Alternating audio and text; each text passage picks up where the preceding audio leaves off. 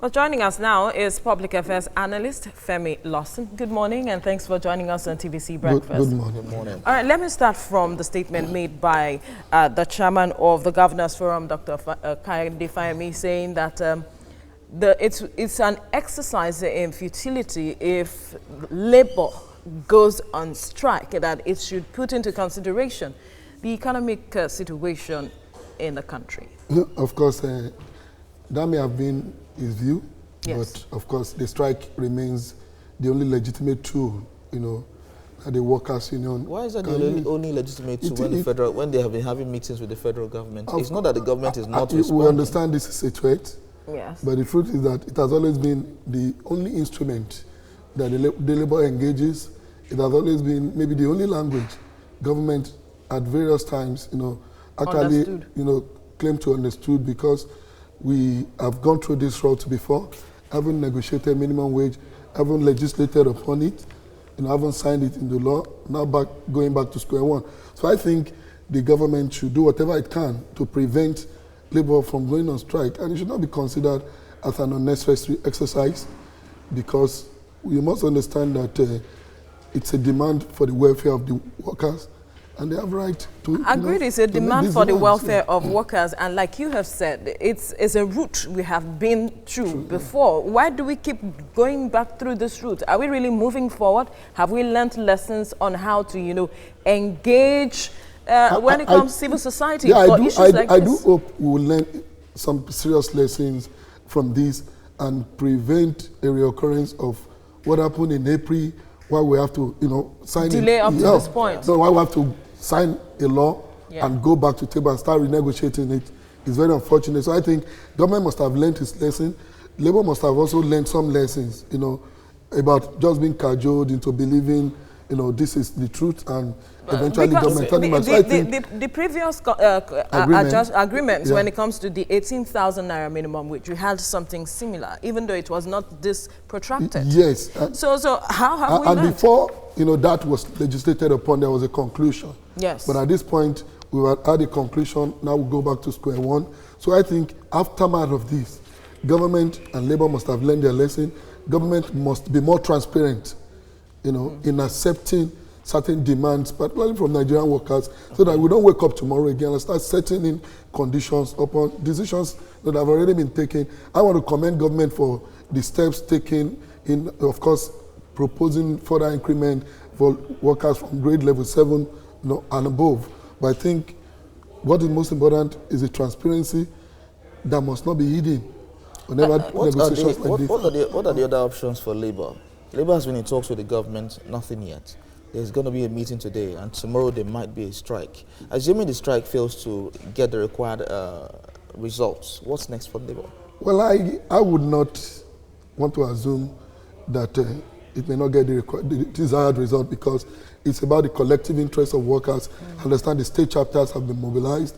A lot of people in the private sector are also keen into this, because even though some states, like Ekiti, for instance, have agreed to begin an implementation, Kaduna, of this minimum wage as we speak, but we must look at some states, but other states might not. The majority of states have not even keyed into it.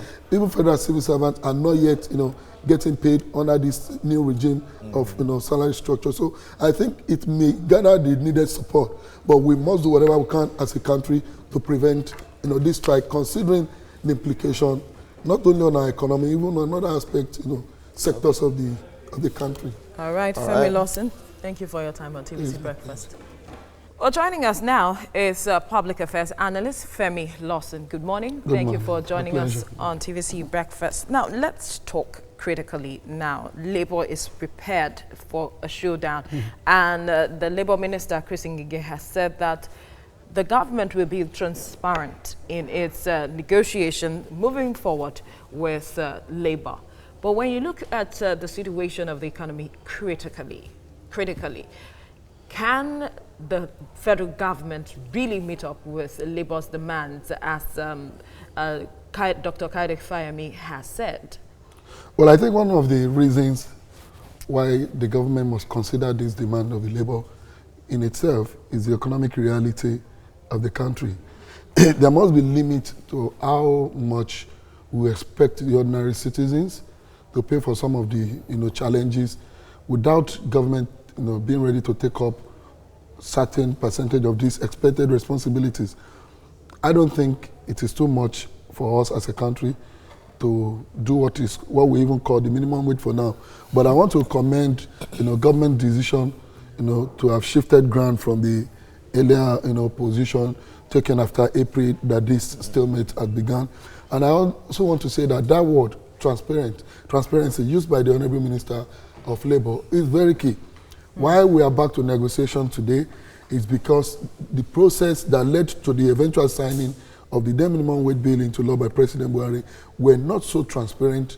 It was already done, possibly because of elections being around the corner then, and now bringing us back to virtually where this negotiation started from. I think there's need for more transparency, and I also think at this point in time, the Nigerian Governors Forum must be fully involved, considering the implication of whatever agreement is reached now. But don't you think the statement that the government is having a strike is an exercise in futility because of the economic realities is a transparent statement? It's not in any way illegal to embark on strikes. No, it's not saying it's illegal, but it's saying exercise in futility considering the economic situation. We must also consider the economic impact of workers not earning this salary since April on them. So, like I said, government must be fair. Labour, we are not, of course, personally, I'm not encouraging any industrial action, considering not only the implication on our economy, the other facet of our society that will be adversely, affected when Labour embark on strike. So it goes beyond, what the economic implications are. The government must see how this can be holistically addressed, and transparency is very key at this time. Let's looking at the economy. Let's assume the federal government agrees to Labour's demands today. Do you see the government paying up in the long run, consistently fulfilling these demands? Because the agreement has been since May, and there's a backlog of interest. I think it must be a moment to challenge government, to challenge us as a people, as a country, on how we need to look more into how we generate more income as a country without unnecessarily burdening our people. But looking at the economic realities at this point. No, the reality is that we are not looking at what should be done holistically. We are constrained today because everyone is looking up to Abuja for the allocation of, and the sharing of the oil money. So the moment we have burdens like paying wages and other necessary, burdens that this country presently carries, I think it should be an opportunity for government to challenge itself and look at other means, viable means of raising income without unnecessarily shortchanging workers, without unnecessarily putting, more taxes on the poor people. But that's where the government is looking at. I think it's fundamentally not really right to assume that it's until we raise taxes, and share oil money, this country, as viable as it is, cannot, survive. So I think the government must look at other means. We've talked about diversification. We keep talking about it every year. How well have we been able to diversify? All right. So these are issues that should really challenge us to look into other areas of raising our income as a country. We'll definitely continue this conversation. Femi Lawson, thank you for your time on TVC Breakfast. Joining us now is our public affairs analyst, Femi Lawson. Thank you for joining us on TVC Breakfast. It's my pleasure. Some have argued that the issue, Labour, shouldn't really be focusing on minimum wage, rather minimum living standard or minimum living wage, so to speak.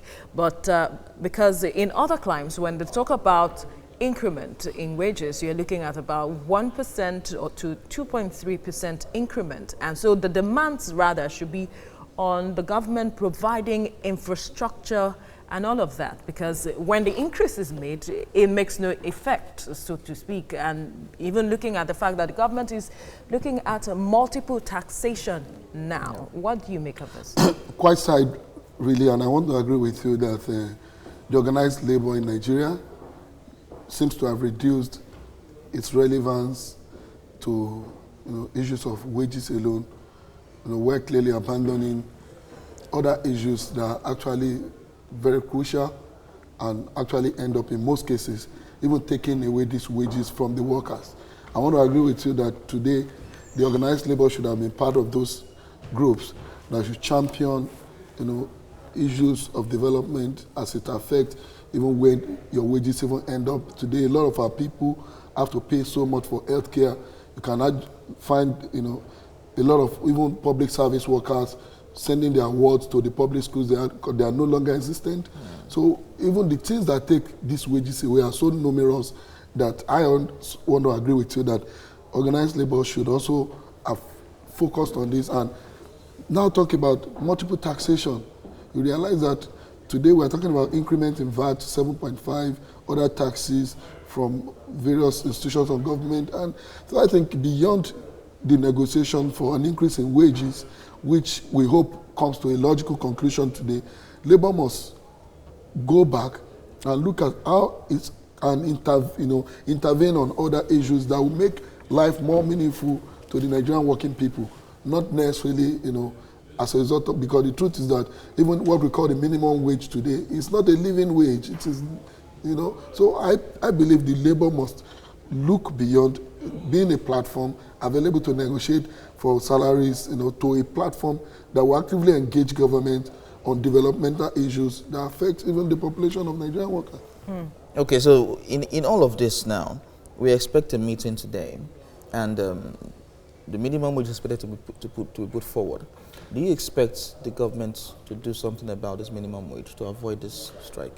It's quite commendable that government has made an offer, shifted ground from where it was.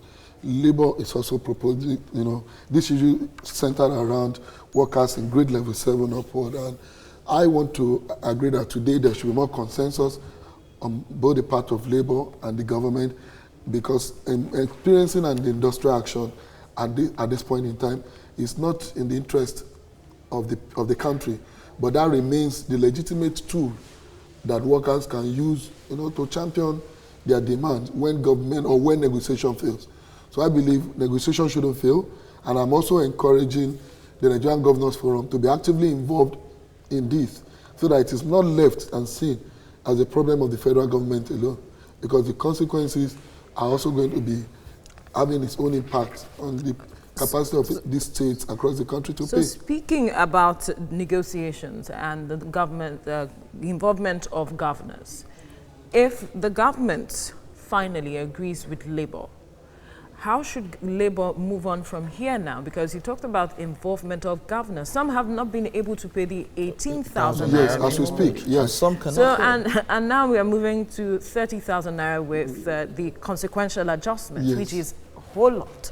And there are also debt burdens by these states. So Yes. how should they move on from here now? So that is why we hope, and I'm suggesting that whatever resolution will be reached finally on this must actively, involve the governors, so that we don't, end up settling the issue at the federal government level and now experiencing industrial actions across the state. So should they engage with governors today. at various states? Is that what you're saying? I think the Nigerian Governors Forum have been involved in this, even from the initial stage. Yeah. So in coming to a conclusion today, the Nigerian Governors Forum, through its leadership, must play an active role, so that whatever is agreed upon becomes applicable even to the states. What's the difference if the state governors, if the federal government agrees to a 30,000 naira minimum wage and some state governors refuse? We're back to square There has one. always been that room. Yes, for they states. had said initially that they couldn't pay the There 30,000 have always been naira. that room